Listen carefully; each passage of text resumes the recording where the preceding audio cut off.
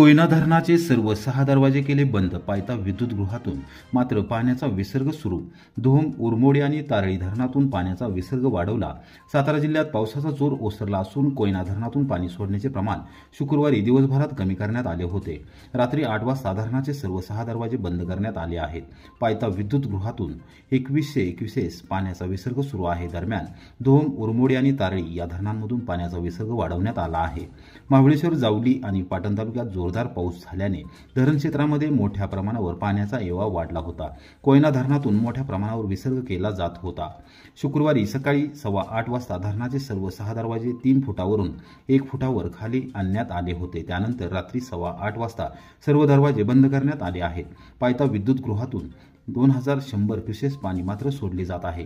धोम धरणामध्ये दुपारी 12:30 वाजता 97.90% पाणीसाठा झाला होता. धरणात पाण्याचा येवा वाढत असल्याने पाणीसाठा नियंत्रित करण्यासाठी दुपारी 3 वाजता 1000 क्युसेस पाण्याचा विसर्ग करण्यास सुरुवात झाली. तारळी धरण 96.27% भरले असून पाणलोट क्षेत्रात पाण्याचा मोठा येवा असल्याने पाणी पातळी नियंत्रित करण्यासाठी दुपारी 1 वाजल्यापासून 2000 क्युसेस पाणी तारळी नदीपात्रात विसर्ग केला जात आहे. उरमोडी धरणातून दुपारी 3:30 वाजता 1000 क्युसेसने पाणी नदीपात्रात सोडले जात आहे.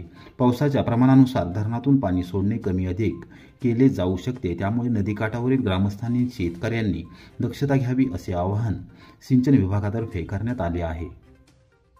कोरेगावच्या श्री क्षेत्र केदारेश्वर मंदिरामध्ये 108 सत्यनारायण पूजा. शनिवारी होणार श्रावण मास भंडारा.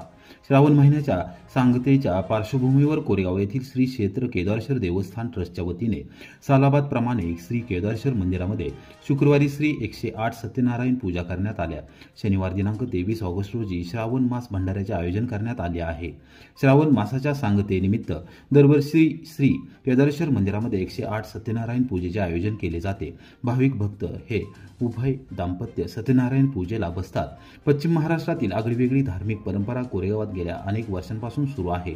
हा सोहळा पाहण्यासाठी शहर व परिसरातील भाविकांनी गर्दी केली होती. शनिवार दिनांक 23 ऑगस्ट रोजी श्रावण मास भंडाऱ्याचे आयोजन करण्यात आले असून भाविक भक्तांनी तीर्थप्रसाद व महाप्रसादाचा लाभ घ्यावा असे आवाहन देवस्थान ट्रस्टतर्फे करण्यात आले आहे. नमस्कार, मी राजेंद्र यशवंत बर्गे, केदारेश्वर देवस्थान ट्रस्ट अध्यक्ष. केदारेश्वर मंदिरामध्ये श्रावणातल्या 108 पूजा आज आहेत. 108 पूजा झाल्यानंतर दुसऱ्या दिवशी केदारेश्वर भंडारा असतो. अमावस्येला केदारेश्वर भंडारा अमावस्येला असतो. तर उद्याच्याला 9 वाजता रथपूजन आहे. भाविकांनी रथपूजनाला व महाप्रसाद घेण्याला यावे ही विनंती.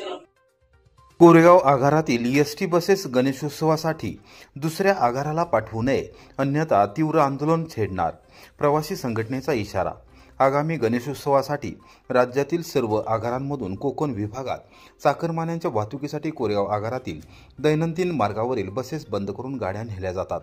कोकणसाठी महामंडळाने स्वतंत्र नवीन गाड्यांची व्यवस्था करून स्थानिक आगारातील गाड्या अन्यत्र पाठवू नयेत, अन्यथा तीव्र आंदोलन करण्याचा इशारा सातारा जिल्हा एसटी प्रवासी संघटनेने दिला आहे.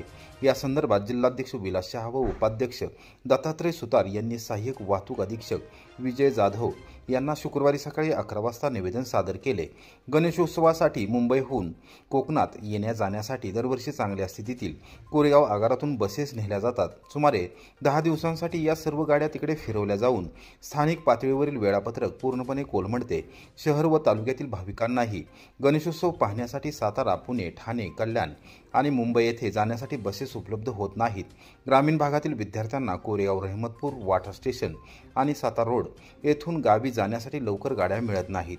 गाड्यांची टंचाई भासते. बस स्थानकावर प्रवाशांची प्रचंड गर्दी होऊन मिळेल त्या गाडीमध्ये जागा मिळवण्यासाठी प्रसंगी प्रवेश मिळवण्यासाठी जीवघेणी धडपड करतात. कोकण, मुंबईला प्रवासी आहेत, मात्र ग्रामीण भागातील प्रवासी एसटीला पैसे देत नाहीत काय?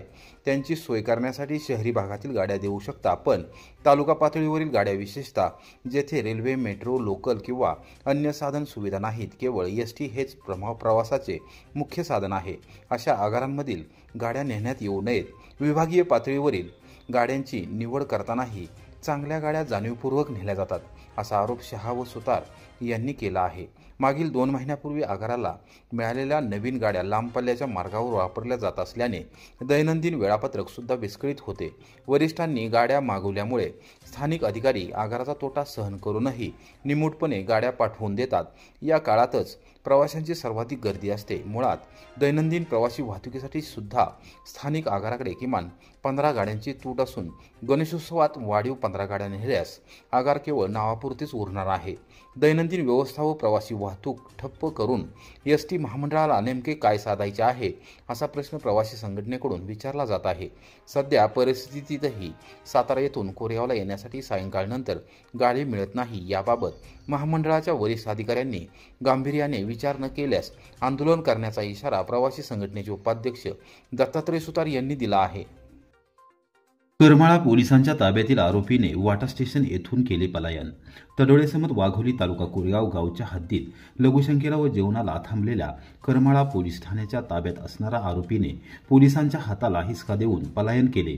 अचानक घडलेल्या या प्रकारामध्ये पोलीस अधिकाऱ्यालाच आरोपीच्या प्रतिकाराचा सामना करावा लागला। या प्रकरणी गुन्हा दाखल करण्यात आला आहे। याबाबत शुक्रवारी सायंकाळी 7:30 वाजता मिळालेल्या माहितीनुसार दिनांक 21 ऑगस्ट 2025 रोजी सायंकाळी 7च्या सुमारास करमाळा पोलीस ठाण्यातील सहाय्यक पोलीस निरीक्षक रोहित चंद्रसेन शिंदे हे जेवणासाठी आणि लघुशंकेसाठी सातारा लोणंद पुणे आणि वाटा स्टेशन आदरकी फलटण रस्त्यावरील चौकात असलेल्या फौजी ढाब्याजवळ थांबले होते। त्यांच्या ताब्यात सागर राम गायकवाड वय 24 मूळ राहणार निपाणी वडगाव तालुका श्रीरामपूर जिल्हा अहिल्यानगर सध्या राहणार मथ्यापूर जिल्हा सातारा हा आरोपी होता। गायकवाड याने आपल्या विरुद्ध सुरू असलेल्या कारवाईत अटक होऊ नये याकरिता पोलीस अधिकारी यांना कर्मचाऱ्यांच्या हातांना हिसका देऊन पलायन केले। जोरदार पाऊस, ढाब्याच्या परिसरात असलेला चिखल याचा फायदा गायकवाड याला झाला। अंधारात ऊसाच्या शेतीचा फायदा घेत पळून जाण्यात गायकवाड यशस्वी ठरला। या प्रकारामुळे गायकवाड याच्या विरुद्ध भारतीय न्याय संहिता 2023 मधील कलम 262 अन्वये वाटा स्टेशन पोलीस ठाण्यात गुन्हा दाखल करण्यात आला आहे। या प्रकरणाचा तपास पोलीस उपनिरीक्षक भोसले यांच्या मार्गदर्शनाखाली सुरू आहे। वाटा पोलीस ठाण्याचे सहाय्यक पोलीस निरीक्षक अविनाश माने यांनी घटनास्थळी भेट देऊन पाहणी केली। मसवड पोलिसांची पुन्हा एकदा धडक कारवाई। ट्रॅक्टर चोरीचा गुन्हा अवघ्या 5 तासात आणला उघडकीस। आपला ट्रॅक्टर चोरीला गेल्याची तक्रार घेऊन गेलेल्या फिर्यादीला मसवड पोलिसांच्या धडक कामगिरीचा चांगलाच फायदा झाला आहे। गुन्हा दाखल होताच अवघ्या 5 तासात आरोपी जेरबंद करत पोलिसांनी चोरीचा ट्रॅक्टर देखील जप्त केला। सहाय्यक पोलीस निरीक्षक अक्षय सोनवणे यांच्या नेतृत्वाखालील पोलिसांच्या या कामगिरीचे सर्वत्र कौतुक होत आहे। याबाबतची माहिती मसवड पोलीस ठाण्यातून शुक्रवारी दुपारी 12:30 वाजता मिळाली। हिंगणी येथील अनिल विष्णू माने यांचा स्वराज कंपनीचा 8.5 लाख रुपये किमतीचा ट्रॅक्टर चोरीस गेला होता। आसपास शोधाशोध केल्यानंतर ट्रॅक्टर मिळून आला नाही, त्यामुळे माने यांनी तात्काळ पोलीस ठाण्यात धाव घेत फिर्याद दिली होती। त्यानुसार गुन्हा दाखल करण्यात आला होता।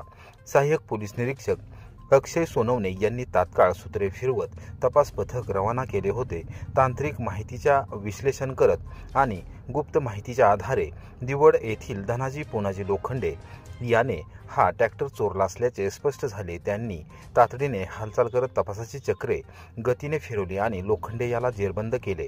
सुरुवातीला त्याने तो मी नव्हेचीच भूमिका घेत मला काही माहिती नाही असे सांगत उडवाउडवीची उत्तरे दिली।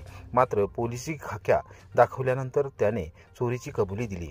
गोंदवले बुद्रुक येथील चिकूच्या बागेत ट्रॅक्टर लपवून ठेवला असल्याचे सांगितले। त्यानंतर तातडीने ट्रॅक्टर जप्त करण्यात आला।